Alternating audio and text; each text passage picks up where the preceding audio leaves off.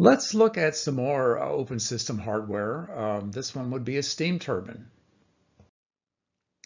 Steam enters a well-insulated turbine operating at steady state at 4 megapascals with a specific enthalpy of 3045.4 kilojoules per kilogram and a velocity of 10 meters per second.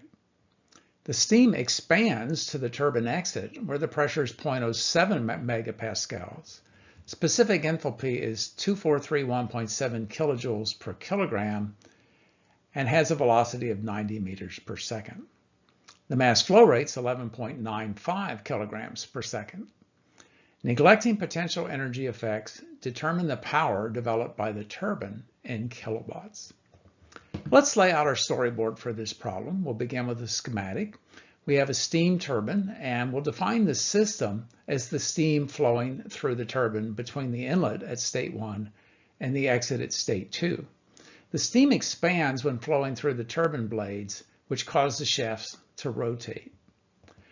Let's see what we know that was given in the problem statement. Well, we know the initial pressure and we don't know the temperatures, but we have the pressures. The initial pressure is 40 bar and the initial final pressure is 0.7 bar. We were given the enthalpy at both states and the velocity at both states. Let's attempt to draw this on a TV diagram. We don't have enough information to draw an accurate property diagram. So I'll draw one that's typical of a steam turbine. The steam enters at 40 bar, and of course, the steam coming into the turbine is going to be superheated. So I'll draw that here out in the superheat region at some unknown T1. Now the steam expands as it's going through the turbine to a lower pressure. And we know the lower pressure is 0.7 bar.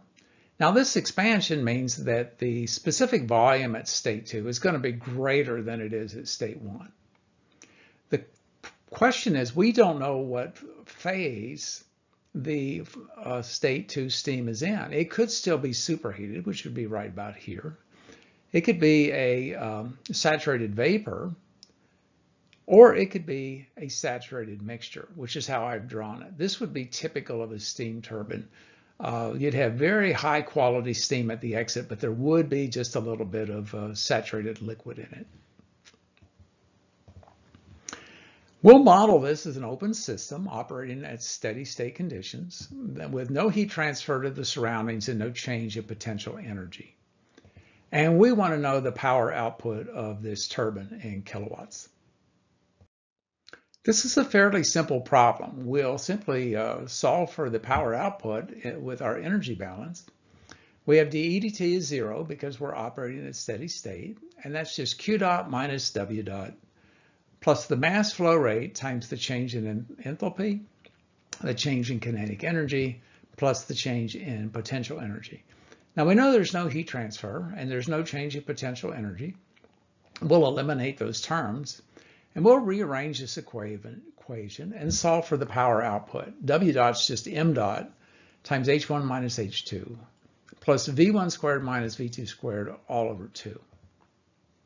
So let's substitute the values that we have and solve this problem. We know the mass flow rate that was given. H1 and H2 were both given. V1 and V2 were both given. Now here we have a unit conversion to make. Velocity squared gives us units of meters squared per second squared, but we need terms of kilojoules per kilogram in order to add these together. And I've talked about this before. If you haven't seen this done, go back to my very first lesson on units in this series, and we discover that 1 kilojoule per kilogram is equivalent to 1,000 meters squared per second squared. Now we have everything we need to put in our calculator, and we calculate the power output of the turbine is 6927 kilowatts.